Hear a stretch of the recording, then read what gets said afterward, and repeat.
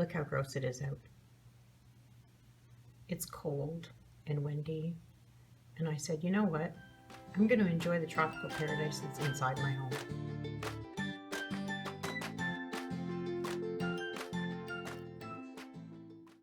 So as I said, I have nothing better to do today on this gross day where I am not going outside, even if you paid me, than to walk around and talk about houseplants for an hour and a half. And that sounds like fun. I like watching videos. You like watching videos. We can enjoy this together. So enjoy. Any questions, let me know. So here is what you're going to be looking at for the next hour and a half. Just kidding. So this is my front door. I'm going to just show you kind of where we're looking at when we come in. So here is kind of an image of when you first come in, and you get a good glimpse at how absolutely insane that I am. And it's a good indicator, because if you can't handle this, you definitely can't handle the rest of the apartment when you walk in. I don't invite too many people over because I'm kind of a little bit of a loner, a little bit of an introvert, as the term has come. So I can really just enjoy collecting and displaying and taking care of these guys as much as I want.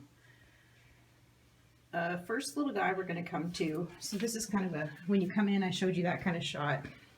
And then I installed this trellis kind of idea because I had a vision of building a live wall without really thinking about growth habit of, you know, anything other than pothos, which nothing wrong with pothos, love pothos, have many of them, but I don't want a whole apartment full of them. So I'm going to spend a little bit of time, you know, a minute, not even, probably just talking about each house plant, because that's kind of what I like watching and what I hope you like watching too. So this little guy is a little 4-inch Dracaena. I have seen a full tree of this and was quite taken with the stark kind of variegation. This is a really common little guy, you know. I have another one in my bedroom that has the reverse variegation. So instead of the green being in the middle, the white is in the middle, the green is on the other side. And I don't repeat plants, but I do have plants that have different variegation or a little interesting like that. So again, just pick this little guy up from Giant Tiger, and you know, $1.25 or $2, and he'll grow eventually into a tree. He's not super concerned with how much water he gets. He's pretty drought resistant, and he's probably about 4 feet away from the grow light, and he's pretty happy, putting on lots of cute little growth. Next guy we're going to talk about is my Monstera Peru.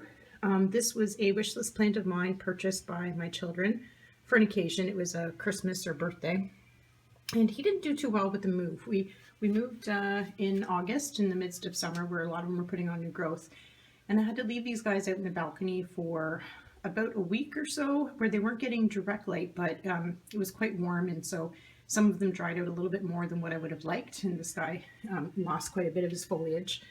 As you can see, though, very exciting. Some new growth right in here happening that I hope will continue to sprout, albeit probably a little smaller than what the parent leaves are. You know, it'll keep putting it on. Its little neighbor here, as you can kind of see sticking out, comes from this pot here. Again, these are both the 4 inches. I have quite a few 4-inch pots. This is a Philodendron Micans with the really super shimmery leaves. I've got this as clippings and cuttings before the whole house plant craze kind of took off, so it was quite affordable. $15, I think, for, you know, quite some good cuttings. So potted them all together. One strand kind of just wasn't as heavily rooted, and it came out, and so it's in a different spot where I can do some experimentation on it with staking it onto a moss pool. Right here is a Plum Bougainvillea bloom. So Bougainvillea is a outside plant that has come inside for the winter, overwintering it.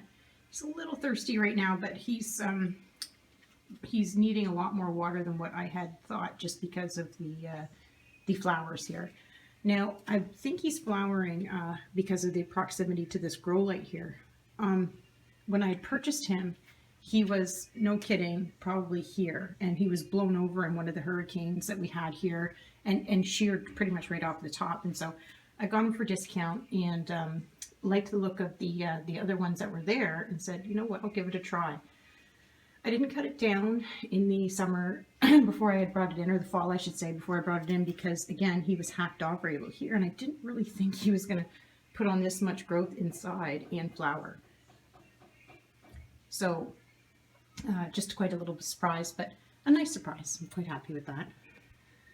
All these vines you kind of see kind of twisting in and around here and go all the way up are from the Mandevilla that I had brought in to overwinter inside.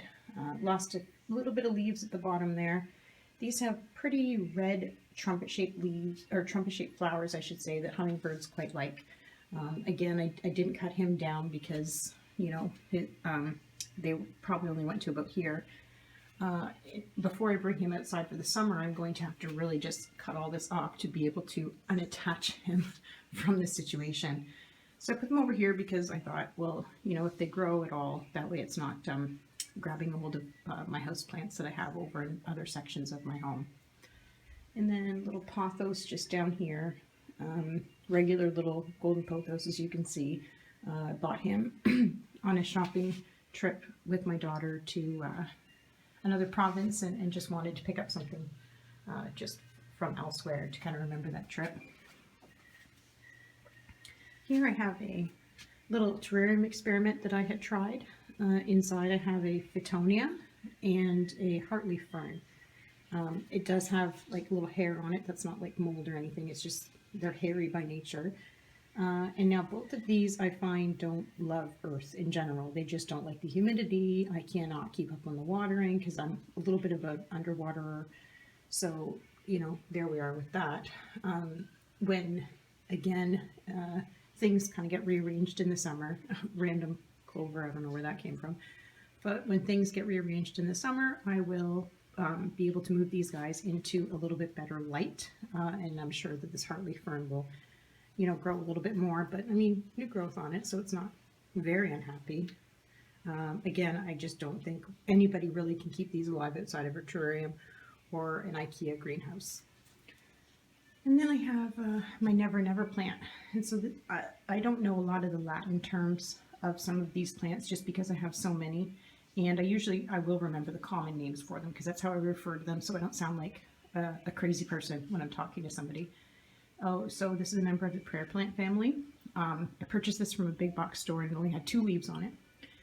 Here in Canada, when you ask for a discount on a plant, they laugh at you at a big box store. So when I asked for a discount, because again, it was pretty much dead, they laughed at me and said, no. So I bought this for regular price, knowing that it would make a recovery with my care. Beautiful yellow variegation on it that doesn't repeat with every leaf, which is what I like. You never know what one of the new leaves is going to look like. This one unfurling right here, we just don't know if it's going to have any variegation because I find because it's yellow it shows up a little bit later. My goldfish plant, not blooming right now, which is to be expected, desperately needs a repot. This is quite a big plant in a small little pot there, needing a lot more water than generally what they would need because they're a little succulent, little thicker leaves. But absolutely full of blooms. In the summertime, it's just orange, which I like. And my corn plant here, again, this was a big box rescue that I had purchased. The way that they get them to branch like this is the main stalk coming out, they shear it off, and then it sprouts kind of growth at different eyes along. So if I were to cut this again here, growth would probably, you know, grow from one of these eyes here. He was, you know, desperately overwatered when I had purchased him and rotting here, there, and everywhere. But as you can see, we're getting new growth from the center, which is what we want. He needs a little bit of a water today, but I thought I would do this before my watering routine because Lord knows it's going to take hours. So then as you walk in, you can see that I have installed another trellis on the wall. Again, thinking, had visions when I moved in that it was just going to be full of, you know, plants that are climbing up, and said to myself, that's what it's going to look like and I'm going to love it. And as you can see, we're a little sparse down here, but It's allowed me to kind of see what the growth habit of these kind of cane begonias, what they'll do if they're not cut. So this one is called a Sophia Cecile. Beautiful, beautiful leaves on it, really dark with silver kind of speckling through it. New growth up there. And what happens is you know, if you don't cut them and kind of keep them neat and tidy, they'll just go crazy. They'll just grow big and dangly. And I did cut it once because it had reached my ceiling, if you can even believe it. New growth coming in here. And I just said, you know what, Boo, you just do you. You just do whatever you want. And I have another grow light installed up here, similar to what I have over on the other wall. And the burst of foliage that's at the top kind of tells me that these begonias are really, really liking quite a bit more light than what I was giving it before. So again, you know, I'll do something with them in the summertime, but right now I'm just happy that they're hanging out with me. So it's probably maybe almost 6 feet. You know, again, just with foliage at the top, and these root quite quickly. So if I wanted to tidy it up and make it a little bit more of a compact plant, I wouldn't have a problem. Right next to it, I have a yard sale find, Philodendron Marks. This is the new leaf that's come on it, another one coming out right here. And when I had purchased it, it was just this leaf at the bottom, which, you know, I said, oh, I know exactly what that is. I'm going to pick that up. And it has done what philodendrons do, which loses, you know, its leaves here and there, either through, you know, possible pest issue or whatnot. This leaf curled here because, you know, as it changes and kind of goes towards the light, it was kind of squished underneath this bar here. Again, this unit can kind of be moved whenever. It's really just a couple little hooks which can be filled up here. So it's gone, again, quite bare at the bottom, but I enjoy the look of these more mature leaves, much too much for me to chop it down. And I'm not sure whether I cut it and reroot it, whether it'll still keep sprouting these mature leaves or whether they'll revert back to juvenile leaves. So I'm kind of just leaving it alone until I figure out what happens there. And its pot mate in the same pot is just a little Philodendron Brazil. Again, where I just kind of wanted to see what would happen with the leaves get any bigger, if I allowed it to climb. And again, just this burst of growth near the top of the grow light, which is interesting to me. So, and another little strand that was down here. Beside it again is another cane begonia. This was reminiscent of the maculata, which is why I purchased this one. And beautiful new growth at the top. Who wouldn't like this? Like, again, just these beautiful, beautiful leaves at the top. And if it's got a bare, janky stem, then that's okay with me, because I'm liking just the foliage at the top, and it shows me that they need a lot more light.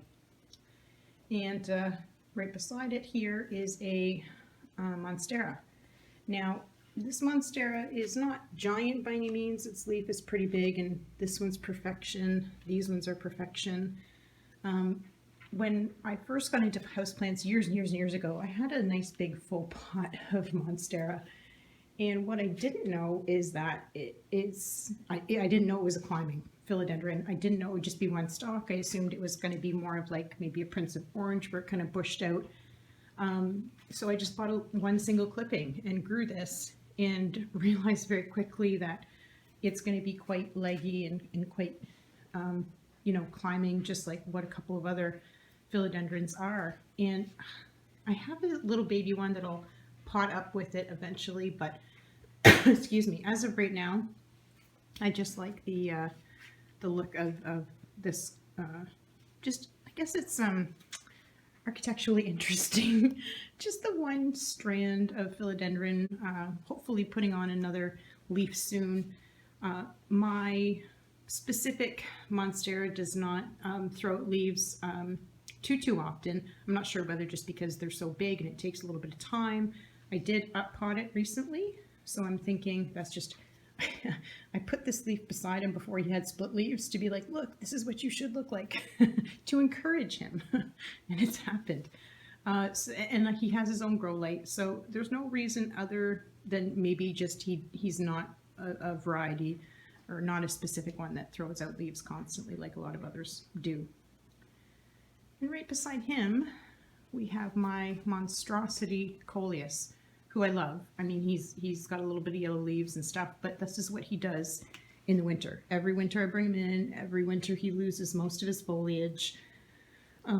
As you can see, I have a little grow light just above him, and he's got enough coloration, which shows me that he is getting a lot of enough light anyway. And this is on a movable kind of architect arm where I can kind of swing it around, and that way all of him gets a lot of light.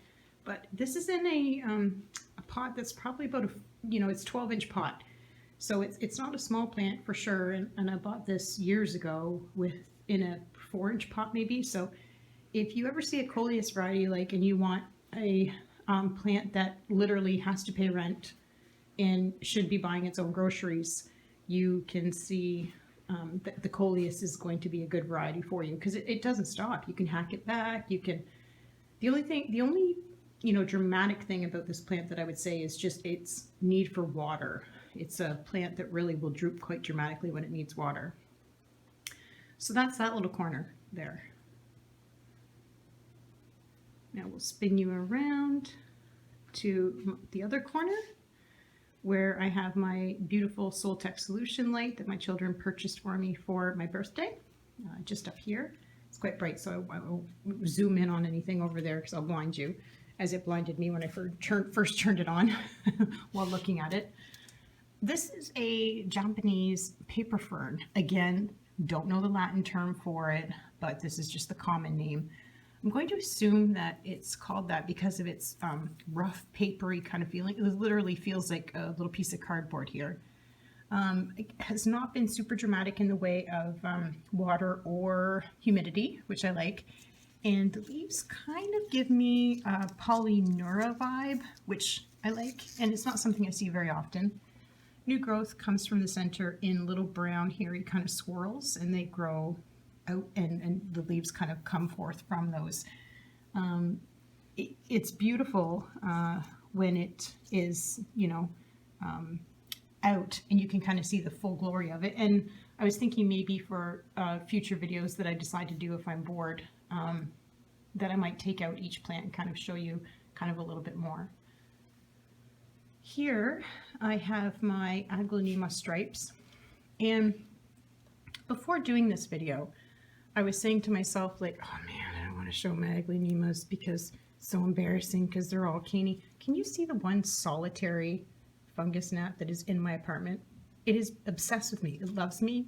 I don't have a fungus gnat problem because, again, I'm a serial underwaterer, but I'm assuming it's coming from maybe a new plant I purchased or something. Anyways, back to the Aglanimas. I was thinking my Aglanima game is not good because my Aglanimas tend to look like really caney with, again, this just burst of foliage at the top. And Nick Pileggi put out a Aglanima collection video where he has, 600 plants. He used to work in a plant store. He knows all about them, and his look like this. So it boosted my confidence a little bit. I'm thinking maybe that, again, that's just a growth habit, similar to Dieffenbachia, where they kind of just grow at the top. But beautiful striped leaves, new growth here, new growth pretty much everywhere. And I bought the pot to match.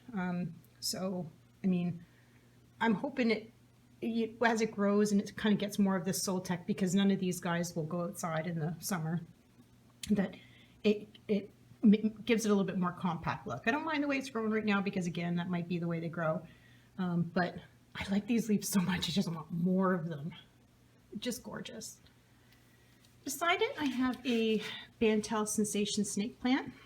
When I had received this, I thought it was a little bit more rooted than what it was. And so when it was accidentally knocked out of its pot by either my daughter or the cat, I discovered, oh, you don't have any roots. So it's looking a little cattywampus in the pot there because it's so tall. I mean, it's very, very tall. That I needed to rest it kind of up against something to keep it stable, so the roots that did grow stabilized on it.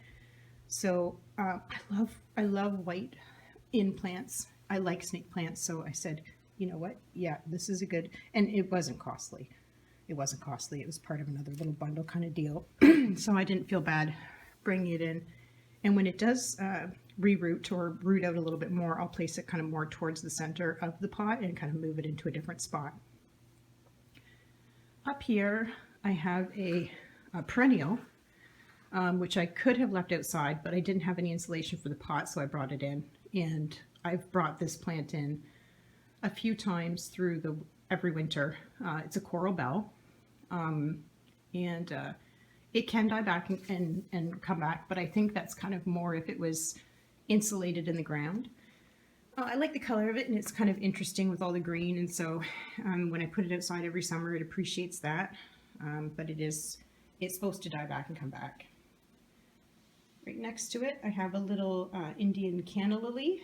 This was given to me by a coworker who had a mother plant, and this popped out.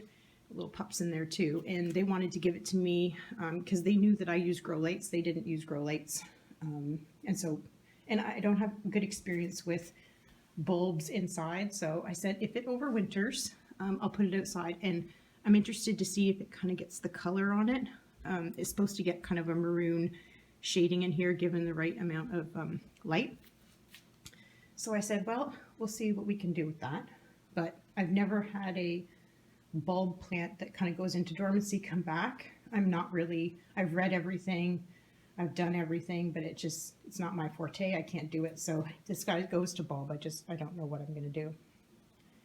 Next to it, I again have the same story of what this guy is here, where this is a Dusty Miller. It was a part of the Senecio family, I believe, very soft, like lamb's ear feeling. Again, it's a perennial. I believe, yes, it is a perennial, and which means it grows back. If it goes to cold and dies back, it should come back like a hosta or something. But I didn't have insulation for his pot, and so I just brought him in. And again, I've done that for years, and he just keeps coming back. So, you know, a little mushroom kind of decoration. They go out in my balcony in the summer. And then here I have a little tiny gardenia standard. Again, I've turned the grow light off behind it because I didn't want to blind y'all. This will grow into a tree, very, very common for when you bring it inside, and it'll lose a lot of leaves, so it's kind of a little bare naked looking right now. But I'm not concerned with that because I know in the summertime he'll be happier outside. And here, this is new. This was purchased this summer, so I haven't had a full winter growing season with this to know. So I'm wondering if this is going to be just new leaves coming out or if it's going to be flowers, because Bougainvillea flowered with a grow light. So I said, if these are flowers, I'm going to be like, yes, because if you've never smelled gardenia flowers, you're missing out on life. It's like marshmallow, vanilla, like it smells like something delicious baking. You just want to stick your nose right in it and never leave. So I'll keep you updated on that if you're interested, to see if they are flowers or if it's just new leaf buds.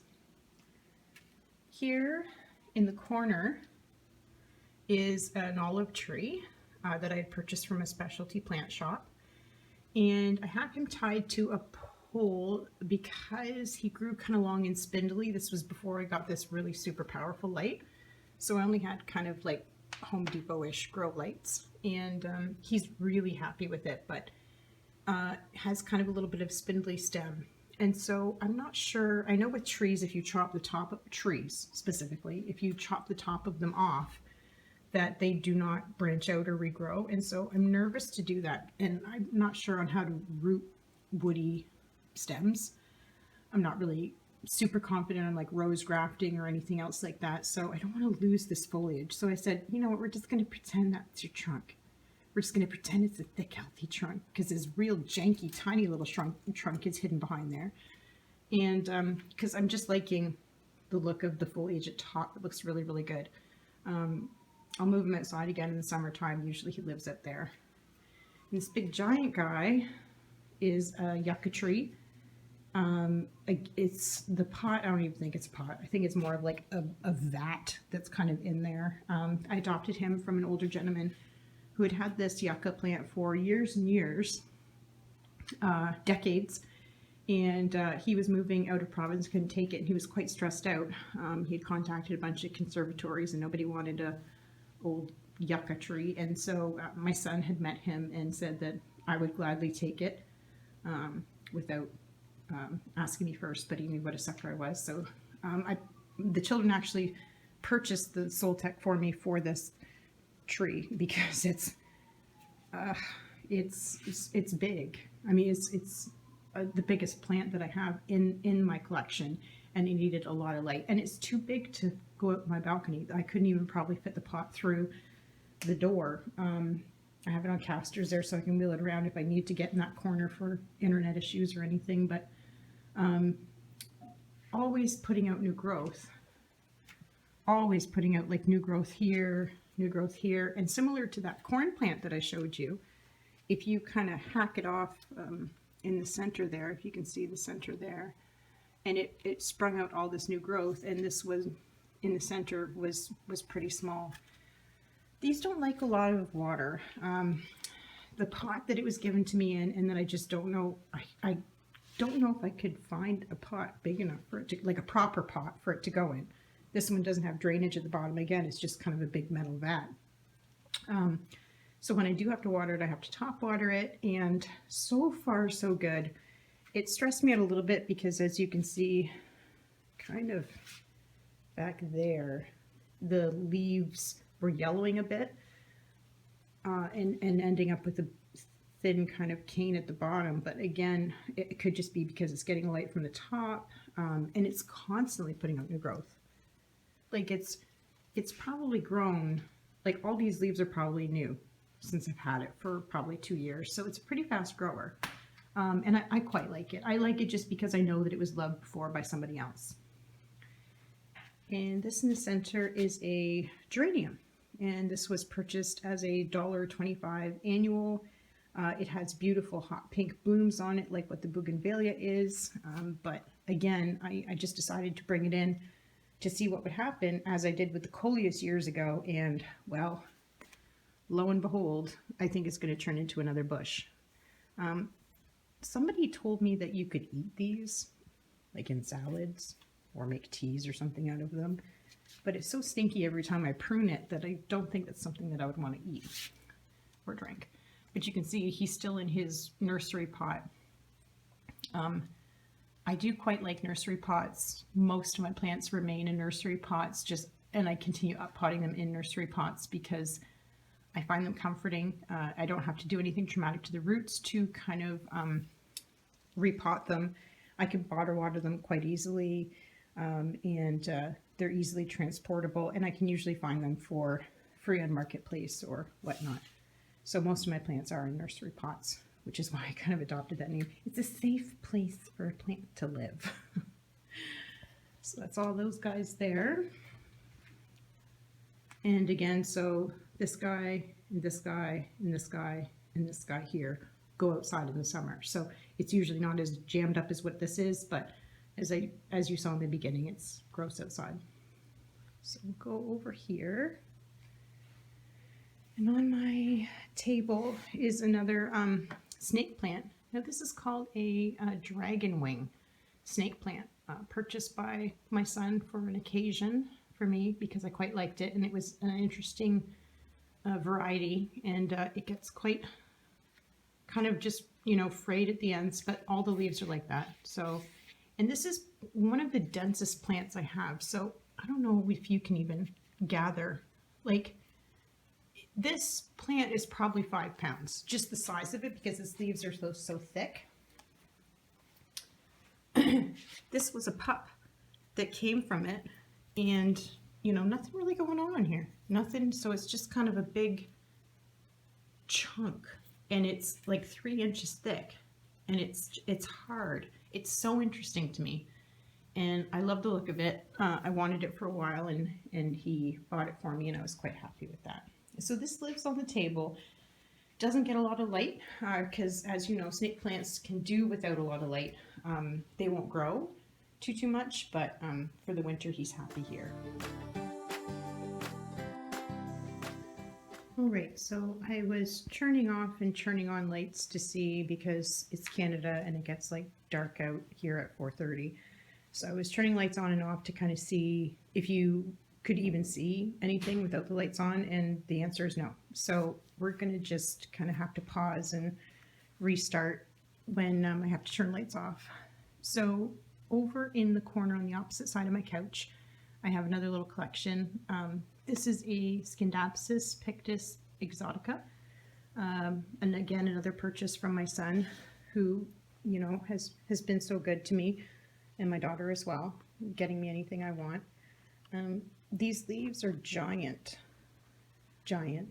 And this has been one of the most relaxed, chill plants that I've had in a good many years. Just kind of grows in a trailing kind of habit. I've trimmed it. It was quite a bit longer, and I've trimmed it because it's winter time and my cat is bored without being able to go outside. And he doesn't chew on plants, but he was starting to play with them, and it was making me nervous that he was going to get sick from those. So if they were in his kind of line of walking or playing or sleeping, I just trimmed them off and would just give them away to people who wanted them. So she's quite long, and as you can see, you know, leaves are gorgeous on those with silver kind of flecking. Very rarely gets a yellow leaf on it, and it'll tell you when it's thirsty because the leaves will start to kind of curl, which I appreciate. And leaves are quite thick, which tells me it doesn't want a lot of water. Beside there, I have a little bit of a thirsty kind of guy. This was my daughter's. It's a neon pothos, and when she collected plants for about a minute and a half, she liked everything in terracotta. This is one of my only non-succulent or cactus plants that's in terracotta, and so it needs water quite a bit more than what I'm used to, and so I have to kind of keep an eye on that a little bit more. Luckily, pothos, you know, are okay if you wait until they're a little vocal like this with watering, which I'm glad for. So I'll give them a little drink of water after. Right beside it is a ZZ plant with new growth. 8-inch terracotta. Again, I'm okay with terracotta with that because it only likes to be watered once a month. And they say that a ZZ plant will only start to put off new growth when it's a little crowded in its pot. And so I had planted, again, my daughter's ZZ and my ZZ in one pot, and it obviously has gotten crowded enough where it is putting off new growth, which I was excited because it was years and years that I didn't see any new growth. So I wasn't quite sure what was going on, but it must have gotten crowded enough. It's just a regular form ZZ. Not interested in getting the Raven because it's just like this, except dark. So it's a good size. And then up here, trying to avoid the light, but I'll turn it off in a minute. Maybe I should turn it off now because you're kind of not getting the color. How's that? Oh, that's better. I have my little salad bowl of begonia here. So this was a regular, you know, one that I just got from a garden center that you would put outside because I wanted just green, because the other begonias that are in this pot are quite colorful and, you know, interesting kind of coloration patterns on it, and I wanted just to break it up.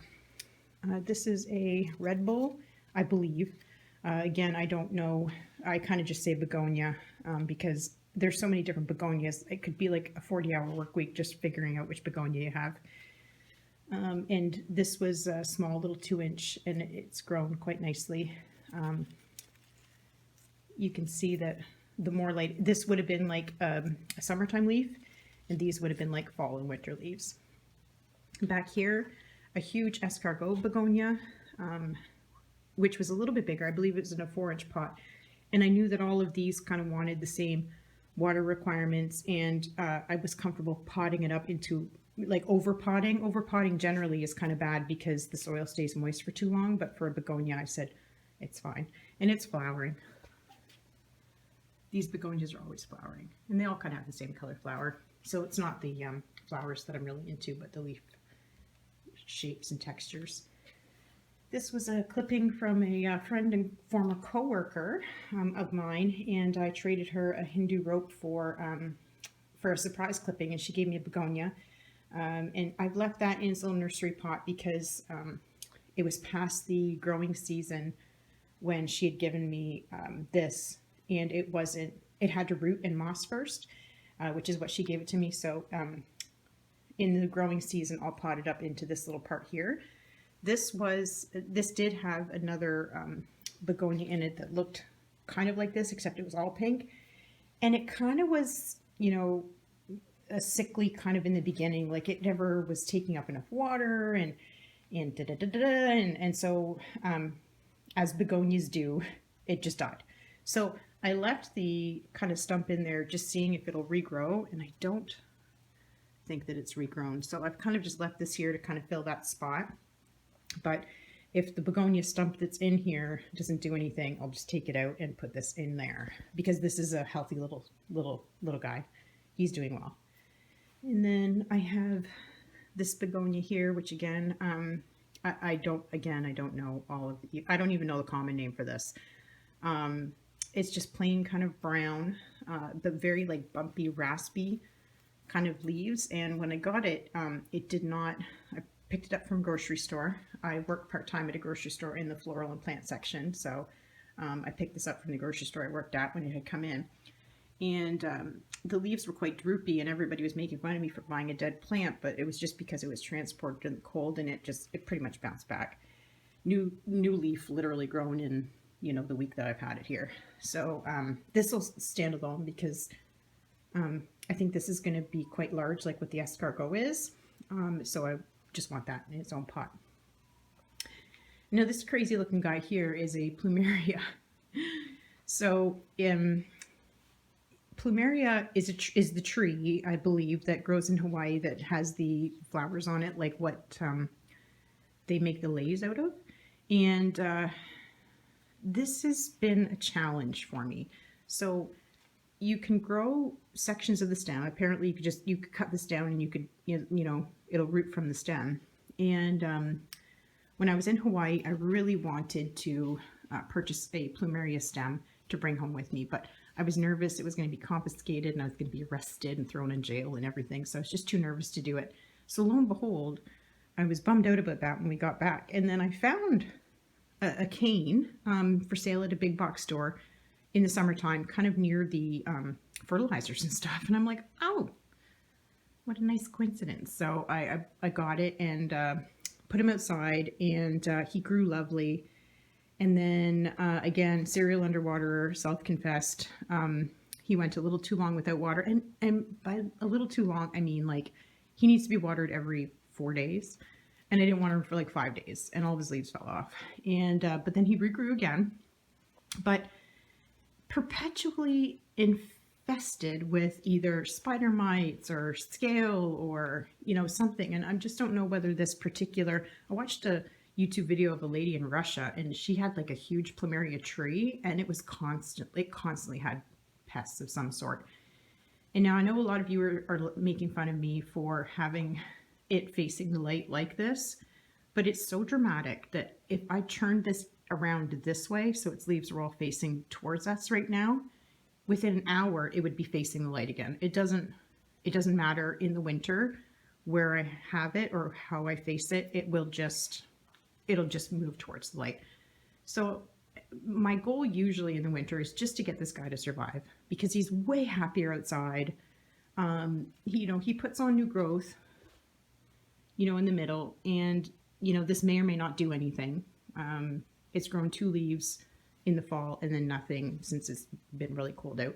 So my main goal is just to keep this guy alive until the summer when he can go outside and flourish. So he's kind of just not hibernating, but just kind of surviving. And I don't know what to do different about him. Like I said, it's just constantly making sure that he has water and constantly making sure I do pest treatments on him. All of my plants I usually do treat only twice a year with beneficial insects. It's the change of the seasons because it's costly and I have a lot of plants. And so you can imagine doing that all the time would be kind of ridiculous. So we'll move over here and I'll have you facing down while I turn the lights off so we don't blind you. We'll focus on a leaf right now because that's what we do when we're feeling sad. We're just focused on leaves. And we'll do that. There we go. So this here was a split leaf philodendron that I had purchased. And now I have a Monstera Ginny. And this isn't a Ginny. And if it is a Ginny, it might be like a tissue culture or something kind of funky because the leaves are skinny and the cuts on them are not as deep. And it's messed up the way it kind of grows out the end here. It doesn't come from you know, over here, this will, because I've had it for a full season, so it just kind of keeps growing the stem, and then a leaf sprouts out, and then it'll grow a stem and leaf sprouts out. And I don't know what it is. I don't know what it is. He gets yellow leaves pretty easily, as you can see back here. Pull that off. Maybe, no, I'll leave it until, because I don't want to wreck the plant down, but I'll take that off after. But a lot of plants will get yellow leaves in the winter just because of the lack of light.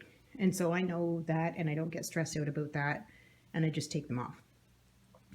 But again, if anybody knows if this is a tissue culture Monstera, or why this looks so different than what my other one does, kind of let me know, because I've looked it up and all I see is Ginny. And then up above is my Golden Goddess, and a little experimentation. So I'm thinking that the Golden Goddess possibly could be a crawling philodendron, because it was getting kind of flobby bobby all over the pot there, and I gave it a little tiny moss pole to see what would happen, but the leaf went smaller. So, but there's another one coming out here, so I'm going to kind of watch that in the summer, or in the winter I should say, to see if the leaves do get bigger, and if it does, then I know that, you know, we can train it. But if it doesn't, then, you know, I know to maybe put it in more of like a trough kind of style.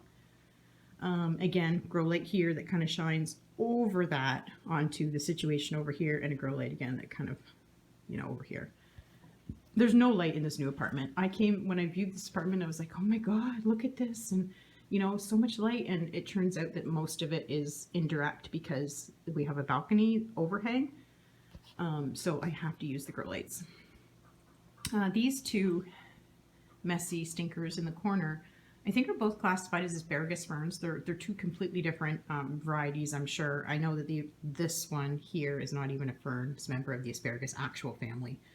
But this guy here, I put these rings up for Pothos or Philodendron or something to be on the wall, and yeah, with the ferns decided that that's where they wanted to go. So one of the messiest plants in the entirety of the universe is this guy here. And now this doesn't happen very often, but when it does, it's like, forget it. You just need the vacuum, you need a dust buster, you need a mop, you need everything to take care of it. But I kind of like how silly this looks, you know. The actual asparagus fronds are beautiful. Like, that's so pretty. And I did cut it to see if I could keep it more compact, but nothing came out of those stems. So I don't think that's the way to go. And its new growth is, oh, it's crawling on the ceiling now. A couple days ago it wasn't. So let's see what happens with that. This is all just a big, crazy experimentation. And over here I have my big egg chair. This is kind of where I sit and read, and it's big. You can lay across this way in it. And it was an investment when I got this apartment because I just wanted something that was kind of a little bit more bohemian looking, and it's super comfortable. And I use it for trellising plants because why not? So this is the Monstera Ginny that I have. And it comes down, its pot's way down there. But you can see the difference in this leaf and this leaf.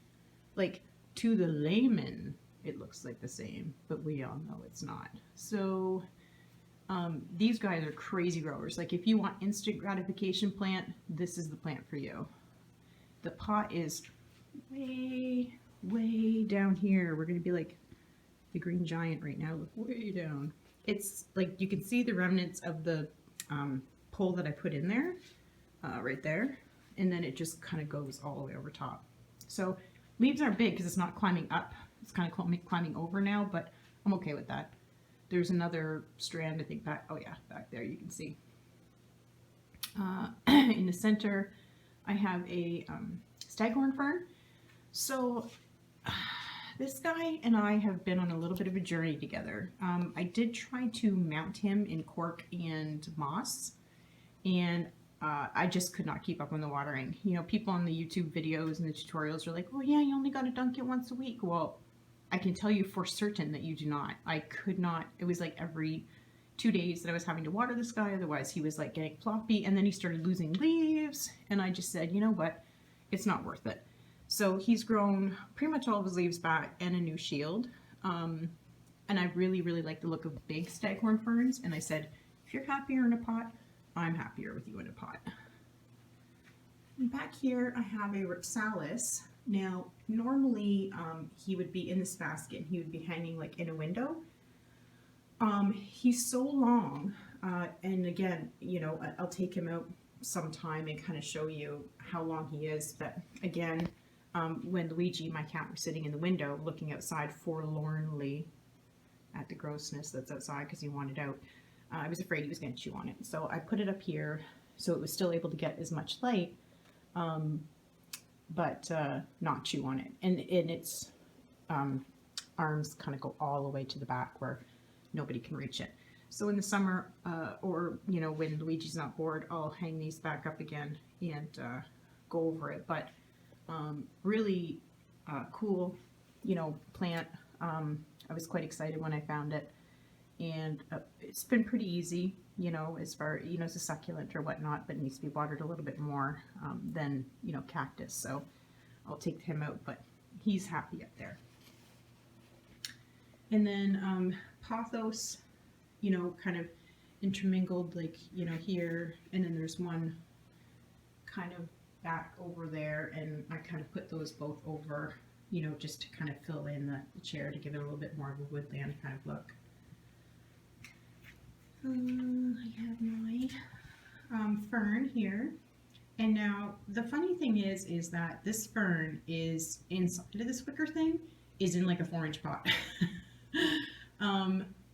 It probably needs a repot, but I'm the type where I'm like, oh, I'm gonna wait till I see roots at the bottom, but I have to repot them because it's ridiculous. Like, I had thought of doing a pot that was like Sideshow Bob, like from The Simpsons, but it's so big right now, like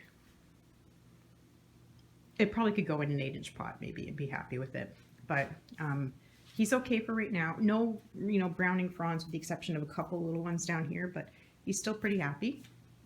And he's not crazy with water or humidity either. He's pretty chill. And I have my centipede plant. So this was purchased at a specialty store as well in a, I believe, a 4-inch pot. And the reason they call it centipede plant is because its leaves are leaves are sectioned into little sections like this.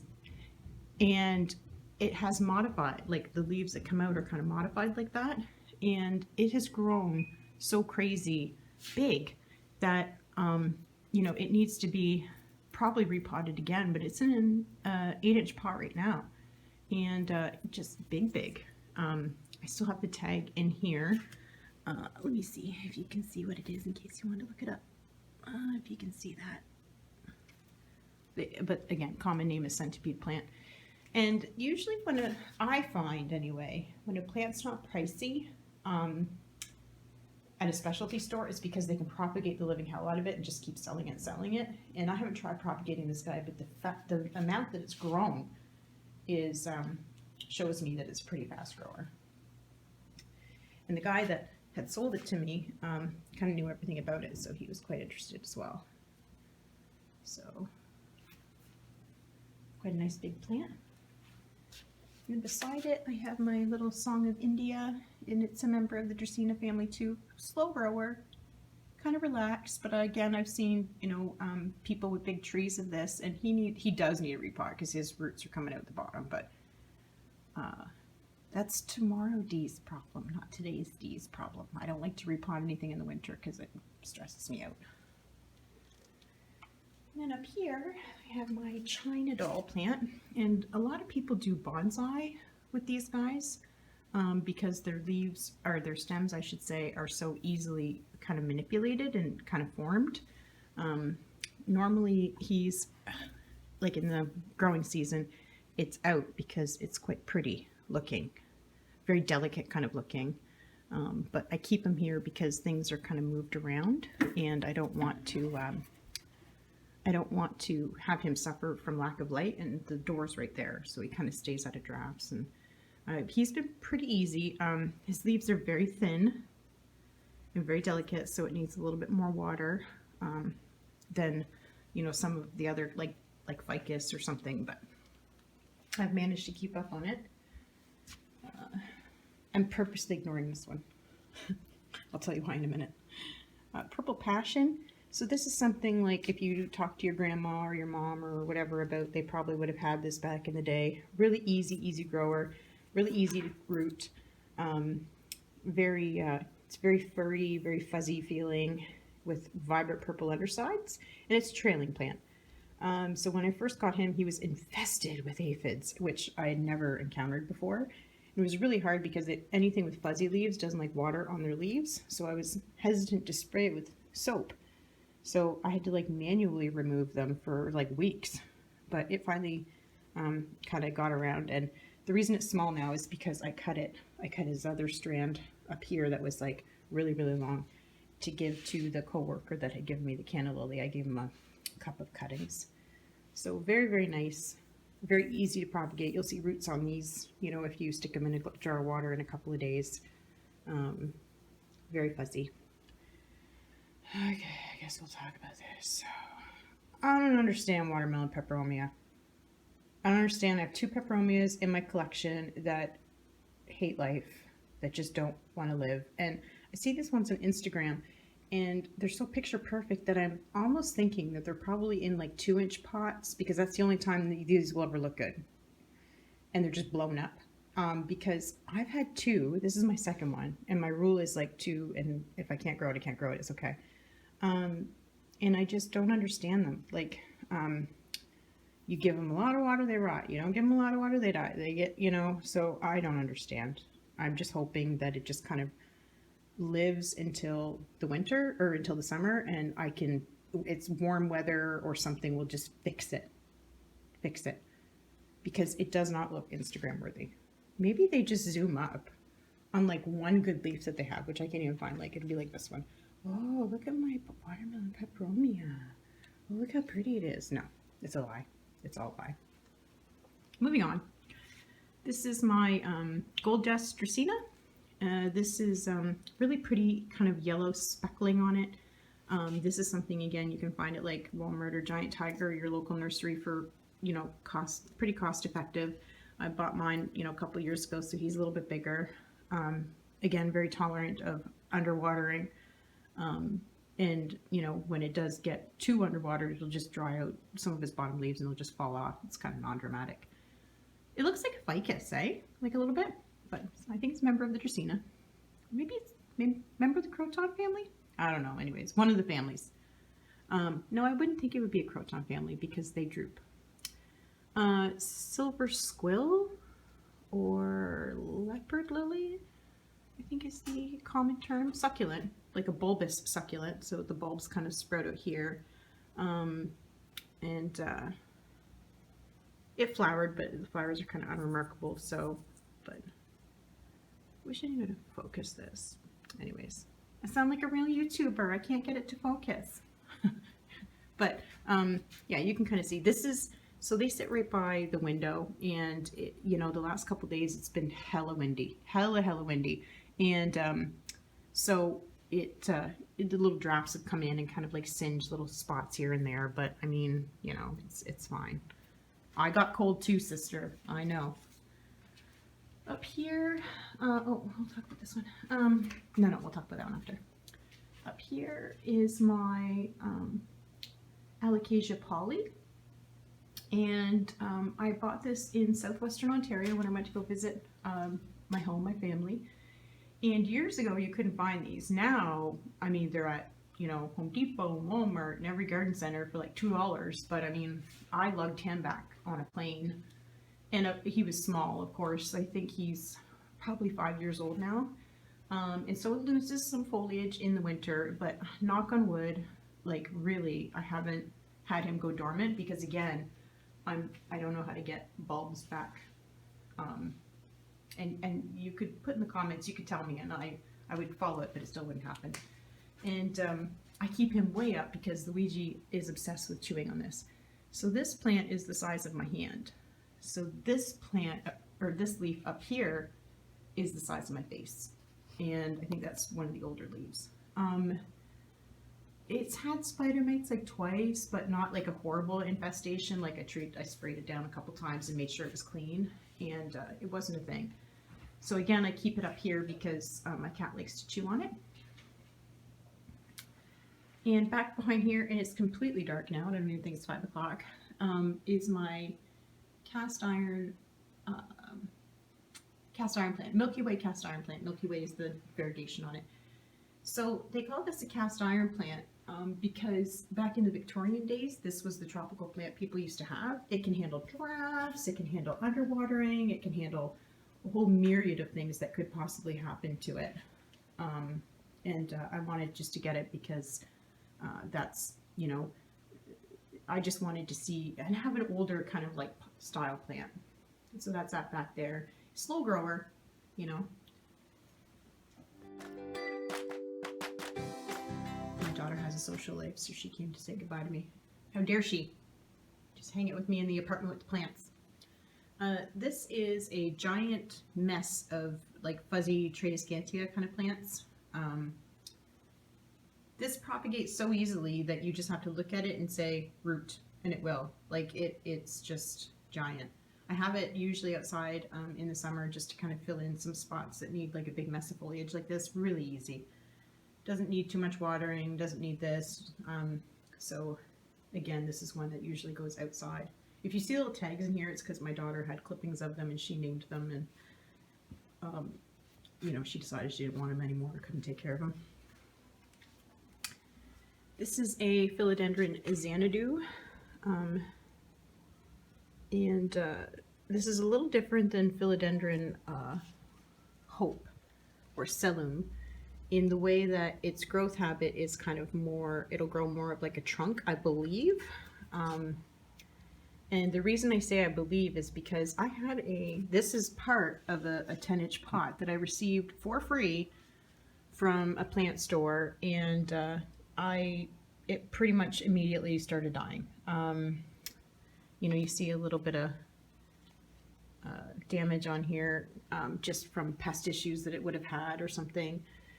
And you'll notice like a lot of like this kind of like sap kind of stuff underneath it here. A lot of people say it is like because it's attracting pests or that it has pests, but again, everything I have has been treated with, you know, beneficial mites, and so I don't think it's pests because I have a couple of other philodendron that are doing the same thing. If it is, you know, I'll try to catch it, but you know, I've seen this and it doesn't seem to be kind of causing any damage, so I'll just leave it and kind of see what happens. Back over here is a monkey musk, new leaf kind of just came out here, so it's just hardening off, which is why the color is the way it is on it, because they are lighter and then they kind of go darker as time goes on. And I've staked that, so put it on a little totem there just to see if the leaves have gotten bigger, and it has. So this was a small little clipping again that I, you know, got a couple years ago. And this is not as fast growing as what I thought it would be, but again, it's, you know, I've moved and sat outside, so maybe some of my plants, you know, lost a whole growing season because of that. So pretty good looking,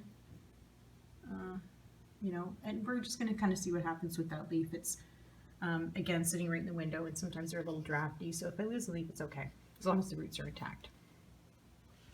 Peperomia scandens. So the leaves on this are very kind of like latexy feeling, trailing peperomia. So, you know, I hung it up there because my cat is not interested in that one at all. It kind of overhangs this, so usually when he sits over here, and he jumps up here and up here. And right back here, let's see if I can move that, is a pheasant breast aloe. And what are we doing here? There we go. This is another really, really dense plant. So similar to that snake plant that I showed you, this has to be in that concrete planter, because if it's not, it would just constantly tip over. It's so heavy. This was in flower when we had moved, and it aborted its flower, which, you know, I don't blame you. I would have done the same thing. because it was so stressful. But growing nice. I mean, like when I had received it, it was, you know, probably here. So all this is kind of new up here. And he'll be happier definitely in the summertime when he's warmer, because I'm hesitant to move him out of the window, even though it's a little drafty, just because, and it's thick. I mean, it's thick, thick. These leaves are thick too. Very, very dense plant. I like it quite a bit. What else do we have over here? Okay. So we're going to go down here, and then I'll pause it again and turn off that grow light that's over there so we don't go blind. This is a little kind of mess of little experimentations that I'm doing. So I like buying, you know, clippings, and I don't necessarily care if I have a full pot of it because, you know, space is limited. But I do like to kind of see how they grow. So this is a little Snow Queen Pothos that I have a full pot of, and I like the look of Monstera albo, and but I would never, you know, pay the price and have no interest in investing, you know, that amount of money in just another plant that I would have. No shade, you know, but you probably just have a little bit of a bigger space than what I do. That's more what it is. So I saw somebody with a that was on a trip in the tropics somewhere and had shown a picture of like a golden pothos or something that was growing in the wild, and it was growing up something, and its leaves were giant. And I was like, hey, wait, I think that if I grow this up a pole, I might get really big leaves, and so I might get the same vibe as what a Monstera albo. It's going to take like years, but you know what? I'm patient. It's fine.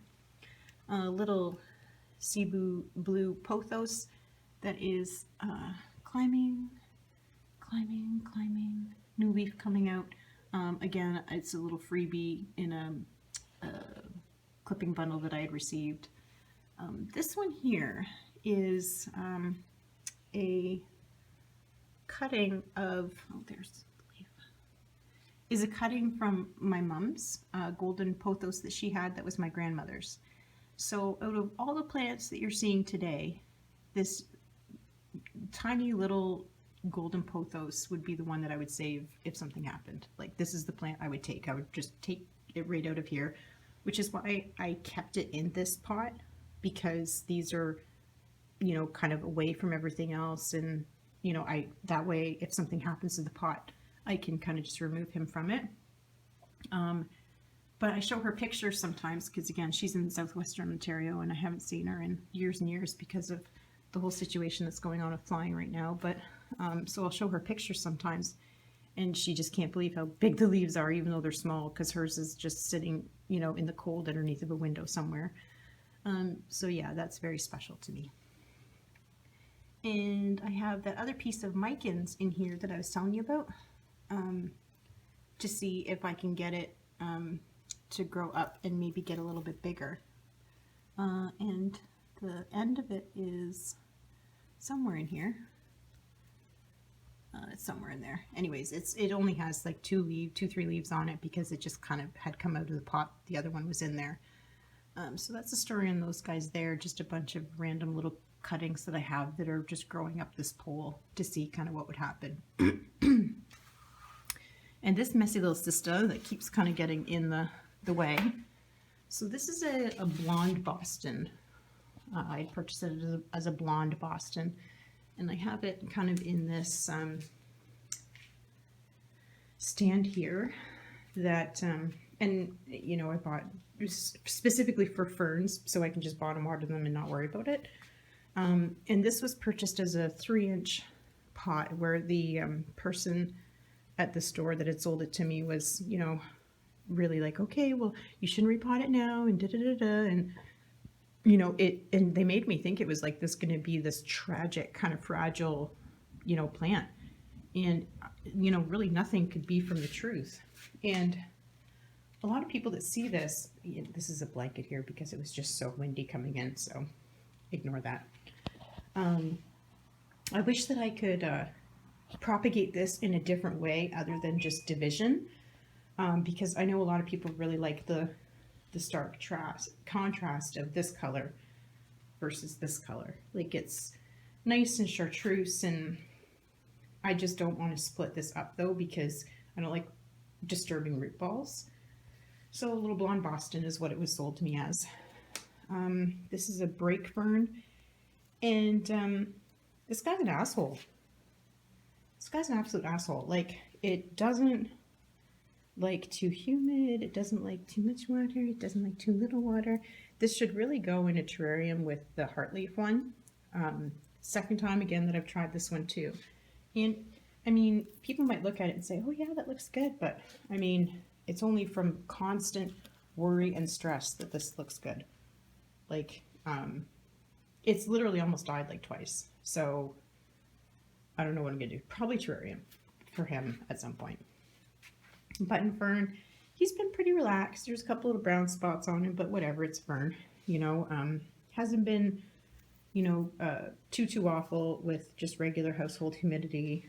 And it's architecturally interesting. It looks like, I don't know, like little peas or something. And this guy up here, kangaroo paw fern. So, what? So this is a rhizome, and they say that if you cut this, that little leaves will sprout out of that. And I dig that. Like, it's like parsley. It's been so chill, like, you know, and if you can see in here, there's more little rhizomes that are kind of growing. I love this. And we got in, you know, at the nursery, again, in the summertime, I worked at a nursery as well. We got in, you know, 10 of these guys and for like $3. And I bought one just because, I mean, I think this, like the first rhizome was like this on it. I was like, what is that? Hairy little worm. So I bought it, and then there were so many people that were coming and asking for them after, and I was like, I wish I could share it with you. And then when I was looking it up, I read that you could just cut these off and regrow it. But it's been really relaxed too, and I quite like it. Very soft and kind of whimsical looking. Over here, I have a little hibiscus that I'm overwintering inside. So he is not growing too much, which is, you know, common. But in the summertime, it has huge coral looking flowers on it, which I love. I've only ever seen red or yellow, but this is like salmon kind of colored. So he'll go outside in the summer. My pilea, which is pretty big. I had to stake it because I've seen videos or pictures of how they have decapitated themselves and just fallen over. So as you can see, he's threatening to do that to me right now, so I need a longer dowel or something. He's got all those little babies in there kind of chilling out and growing. This one right beside it was one that I had given to my daughter. So I think probably in the summertime when I repot it, I'll probably repot him into there. Because I like that look too of the just the mother plant being like a tall kind of topiary with the other ones around it. A bromeliad, so this is one of the flame bromeliads, so its flower is a bright red kind of plume that shoots up out of there, which is how I bought it. So this one that's growing now is actually the pup of the mother, and what happens is you buy these bromeliads in bloom. Its bloom lasts forever, like months and months and months, and then when it starts to die back, it'll produce a pup, like an air plant. And it flowers once and is dead. But then the baby grows kind of in place of the mother, and the mother leaves will kind of just decimate and dry up and fall off. And you can leave it in the pot or you can cut it off. I just left mine in the pot. And the baby, which is, you know, almost full grown now, is developed this pretty kind of coloration on it. So I'm hoping in the summer I get the plume off of it. And the way you water these guys is just like in the funnel. Like there's a funnel in here, and you just pour the water down like you would like a pineapple plant or something. I think they're epiphytic, so they shouldn't really go in soil. Right now it's kind of in a thick barky mixture, so I just left it. Because the root system isn't really super established, I don't think so. Where do I have? Oh, I have this unknown fern. I don't know what this fern is. I'm assuming it's fern. I think it came in as fern. It was kind of looked like the lemon button fern, and so when I got it, it was very short and compact and kind of these shiny glossy leaves, and as the winter has kind of gone on, it's got these little like stringy strands that have come off of it. And I don't mind that. I don't mind that. You know, I said, you know, let's you do whatever you want to do, and as long as you stay alive. But I find this is a little dramatic, like what that other one is. Like, I'm just checking to make sure it has water, and it does. So again, I'd like to take that out and kind of show you a little bit closer when we have more time, because it's very interesting looking as well. I have my old Grandma Clivia here. So Grandma Clivia was adopted from somebody who had gotten it from their grandmother. This plant is supposedly, you know, 60 years old or something. They call it a bush lily, I think, as well, because in the summer, or spring, it had this huge stalk that came off of it, like out of the center, and it had a huge plume of orange flowers that came on it. And the stalk never died. Like, the flowers came off after probably 2 weeks, but the stalk stayed there for a long time, so I cut it off, and I'm hoping that wasn't a bad thing to do. I'm hoping it's not like an orchid where, you know, it's just gonna never grow back, but it doesn't need a lot of water. Succulent kind of style leaves, and this again is probably in a 12-inch pot, probably, and its root system fills the whole pot. Like, this is the pot that I adopted it in, and I haven't changed its pot because I don't know if I can find a pot larger than that. So I wanted one and I put it up to the universe like, oh, I'd really like a Clivia. And then sure enough, somebody on Marketplace or something was like, hey, help needed. And I said, I am your help. I will adopt your old giant janky plant. And I love her. The bloom stalk was breathtaking. Well, let's see, we'll move over here. Snake plant again. So funny story on this is during the first wave of what's going on right now, back when we all were pretty sure that something terrible was going to happen to us, and you know, it was very unknown. It was a very scary time for a lot of people, still is.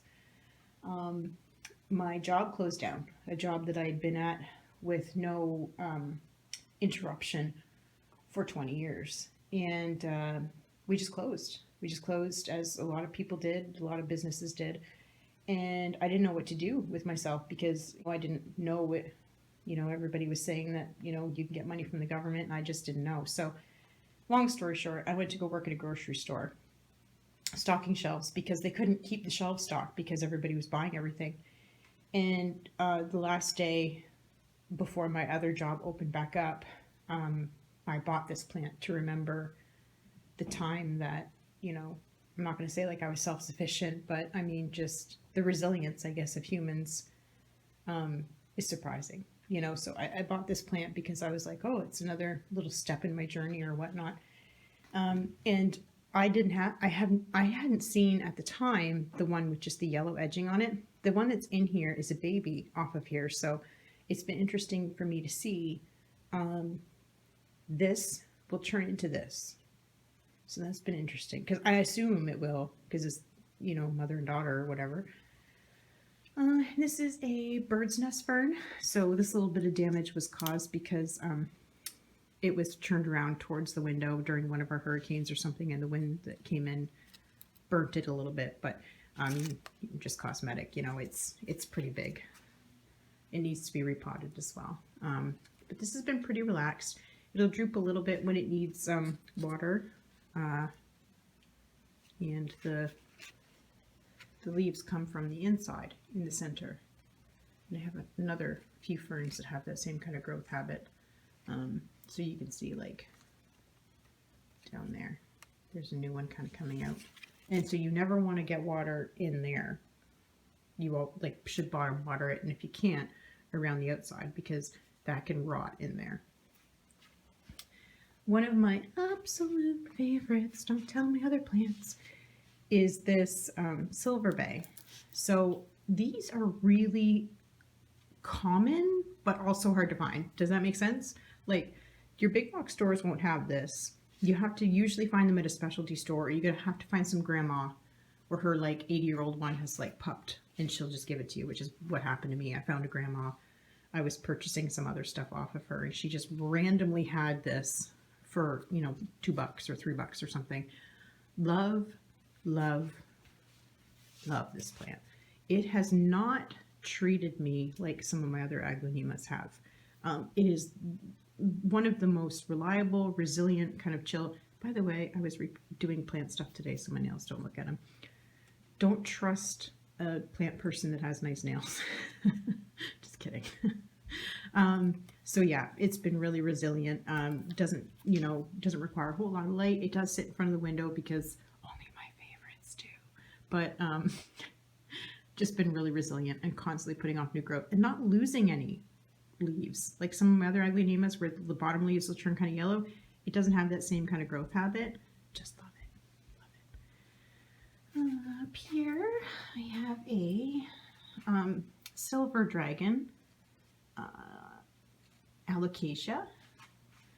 And this has not been terrible. I see some people where they have their IKEA cabinets and they're like, oh, here's my silver dragon in here. And I'm like, why are you putting it in there and not enjoying it out here? Like, mine hasn't had a problem. Like, it's had a couple of these little things, but I mean, most of my plants during the winter will. So it's put up 2 new leaves since I've had it. It's not a super fast grower, but again, it's kind of okay in like regular light, you know. This is its new leaf, I believe, here. Yeah, it's the newest one that came off of it. So, and then right beside it, its sister is the Alocasia. Sorry, I'm doing weird things with this, and it's probably going to translate like garbage when we put it in film capacity. But this is a green dragon doing the same thing. See, like just down the bottom there. So, new leaves unfurling. And it's been pretty relaxed too, so knock on wood again that these 2 guys are going to be best friends forever.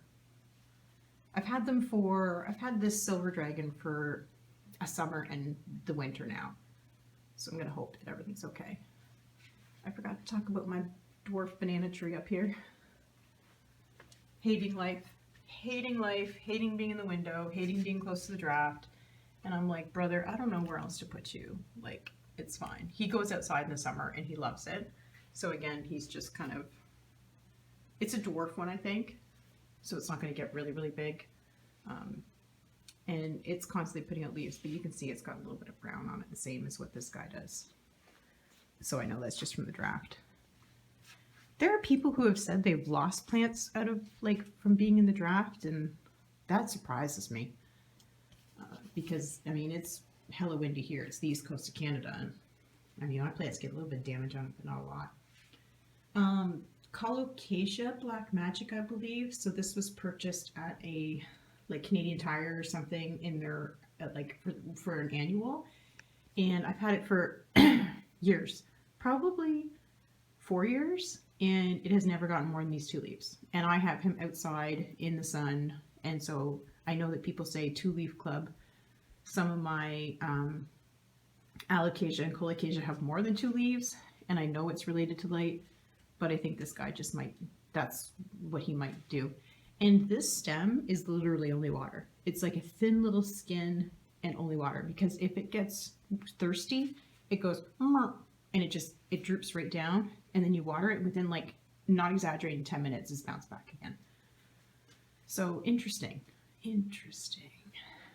My little pitcher plant, bought it in like a little 2-inch pot, and it had one little tiny pitcher that was kind of already turning black, so it fell off, and it's regrowing its pitchers, so I think that it probably will not, they won't come to fruition. I have this under here because I like to bottom water him with distilled water, because I think most carnivorous plants need distilled water, so I keep that there specifically so I don't move him and accidentally mix him up with the other water. So anyways, yeah, about the pitchers. I think in the summer he'll grow bigger pitchers, which I'm interested in. Alocasia, Alocasia, what am I talking about? Madagascar Jewel. Delania, you've been talking for too long. Madagascar Jewel. So this is an interesting succulent that is hella poisonous, hella cancer causing, which is why he's over here away from everybody, but it'll get square stems on it. And when it has seed pods, the seed pods will get to a certain size and then explode and fly into other pots, and these guys will just start growing. So I adopted it because the lady was giving them away for free because it had exploded into some of her other ones. But a lot of people say, oh, well, when you are repotting, you know, or doing anything with plants, you should wear gloves. And I see, you know, people doing that. And I got to admit, this guy is the only one that I do because its sap is supposedly cancer causing. So you're dangerous. In my Hoya, which is the most giving Hoya that I've ever seen in my entire life. I've wanted to give cuttings to people, and I literally can't find a branch that doesn't have peduncles on it where it's going to flower again. Everywhere. And this is so nice. It smells like jasmine when it does flower. Kind of ratty-tatty, but I'm okay with that. I'm okay with that. You do you because you smell lovely. It's so fragrant that my daughter, who doesn't really like to talk about plants or do anything with plants, can tell when it's flowering because you can smell it as soon as you walk into the place. Lovely. But I can't propagate it because it's got peduncles everywhere. Peduncles are, not that you'd be watching this if you don't know anything about plants, but just in case you don't. Peduncles are like these little guys, and it'll continue to flower off of here. So like all of these were flowers, and then it'll continue down here. So that's what you call these, a peduncle. And so you can't cut off a stem that has a peduncle because it'll not flower again on that spot. My coffee tree, purchased at like, you know, in a pot with like 10 other ones that I split up and kept this guy for myself. So his leaves are pretty big. So I'm going to wait to see. I wonder if I'll get coffee from it at any time. This is a little like cedar tree or something. This was given out when we had a big giant Christmas tree in our mall named Woody. I think it was Jimmy Fallon started making fun of it. So this was given out during then, and I'll plant him outside at someone's like cottage or something. But it wasn't like it was Christmas time when they was given out, so it's not safe to do so right now. But this isn't really like a permanent, you know, he'll go outside to live his best life. This is a snow aglanima. And there's a lot of different names. I've seen them referred to as diamond and snow. These fancy aglanimas kind of give me a run for my money. The Silver Bay is the standard, and these ones were, when I was doing well with the Silver Bay, I just said, oh, well, obviously I can do more, but these are giving me a run for my money. So beautiful foliage. I'm hoping in the summer it kind of turns its life around, but it's slow growing. I mean, I've had this for probably 2 years now, and this is like it dies at the bottom and then gets new at the top. So what else do I, oh, I still have so many more plants to show you. So do we love these pots? I love these pots. They're apparently from, I don't know, 60s and 70s, and they used to give them as gifts to people that had new babies. They would put a plant in them, and that's how I knew them, because I remember them from my childhood. And I think that's when I started liking plants, because I would want to play with these, like pretend they were like little like toys and stuff. And so I found them thrifting, and it kind of triggered this childhood memory of mine. So I loved it.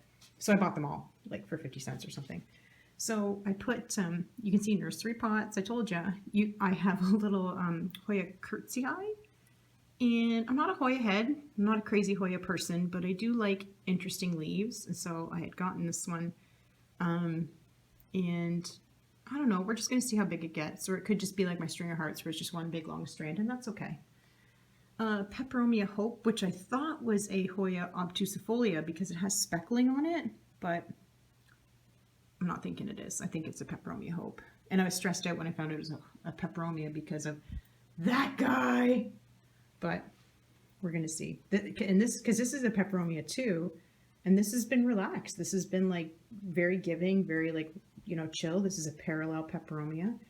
So I'm hoping that these guys can learn something from each other. My Burrows Tail. So funny enough, this is probably a 4-inch pot in here. So this was another big box store where this poor little plant had been picked apart for people coming in and just ripping his leaves off and probably taking them home for free propagation. It was like one strand with like 3 leaves or something on the end. And I recognized it again. It was a couple years ago where, you know, I say couple, it's probably 10 years ago, where houseplants weren't not common. And so I was like, oh, I think that's a Burrows Tail, and I really liked the look of it. And he was $8 or something for like a 2-inch pot. And I asked the salesperson or the clerk or whatever if I could have a discount. I don't know why I do this, because I'm always told no, and then they laugh at me. Anyways, she was like, no. And again, it was the same thing as that Never Never plant. I just said, I'll take it. And I took it, and I made fun of myself for paying $8 for 3 leaves, but this is what he looks like a couple years later, so he was well worth $8, I think. Love him. I'll never repot them because they fall apart when you repot them. I missed my polka dot plant, so I had a polka dot plant for years and years, and it kind of just went sideways. It looked crazy, and then I cut it back, and it never kind of grew back normal. And I don't turf plants very often, but eventually it was just like little stalks with this root ball, and I just said, I'm just not going to worry about it. So I planted it aside, and I said, if you're going to live, you're going to live, right? But this one is because it had flowered, the mother plant, and this is flowering too, and it had flowered and dropped into a pot that was kind of near it, and then this one started growing. So I've read a lot about how people say that your polka dot plant will only flower once and then die, but I can tell you for certain that's not true, because the mother polka dot plant flowered for years, 4 or 5 years, and then it just kind of died. And I think that was mostly my fault, because I just cut it back because it was getting so lanky. And then this little sprout here, which is obviously getting more light because it's more pink.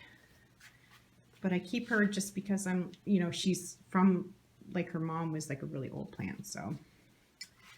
I'm gonna have to turn off the light, so I'll let you stare at the snake plants for right now while I turn off the light. Oop, there we go.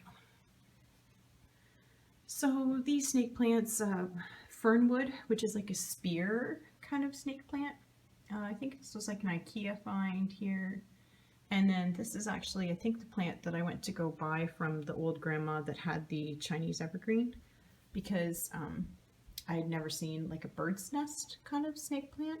And I'm still not 100% on the variety of what this is supposed to be, because it's kind of just looks different every year. So the first year I bought it was like 3 little curled leaves, and they were like curled down like what this one is.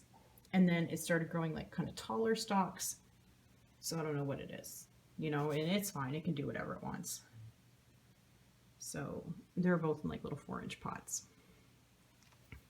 Up here, I have my Norfolk Island pine, which I've always wanted one, and I've never bought one. And it's starting to do this, which is like making me nervous, because yellow leaves sometimes make me nervous. So I'm just hoping that, it's because it's winter and it probably caught a draft. But I'm really hoping that it stays okay, because they're supposed to be like kind of okay, like chill. And I run the humidifier near it because they like high humidity, but I'm really hoping that that's just kind of like transition damage, hopefully. So I'll keep you posted on that. I'm really hoping, because I really would like a large one like this.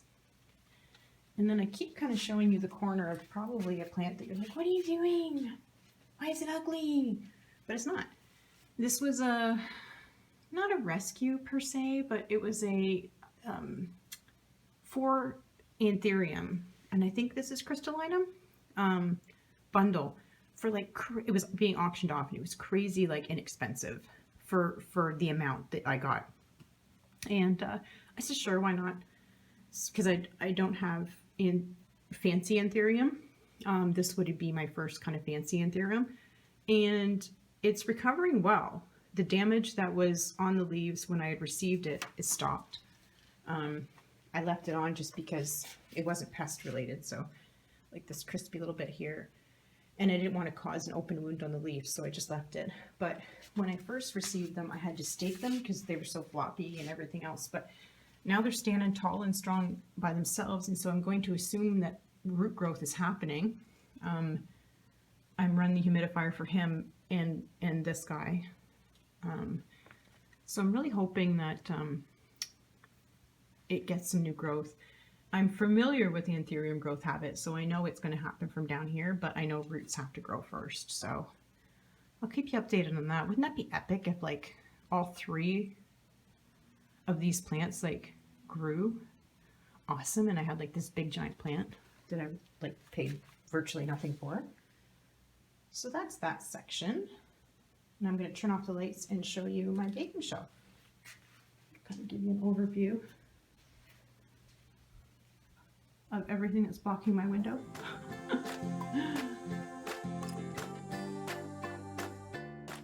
Alrighty, turn my oven on for some quesadillas, because what else are you gonna do? It's probably supper time by now. So this is a, I thought it was maybe a berry syngonium.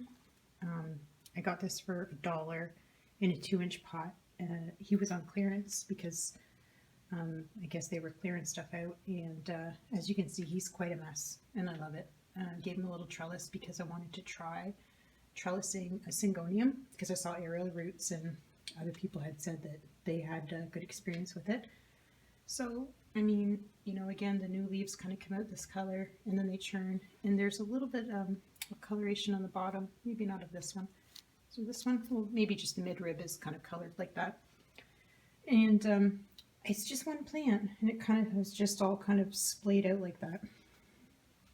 This is a jade plant. I got this, he was probably 2 leaves, and I've talked to a lot of people and they're like, oh, my jade is growing so quickly. Now, this guy is probably 7 years old, and granted, I got him in a 1-inch little pot, but it's not as fast growing as what everyone else says. He does just have a grow light here, but I'm hoping that this is something where, you know, when I pass on, my children are like, oh, what the hell are we going to do with Mom's jade plant? I'm really hoping to curse them with this plant because I hear they can quite live a long time.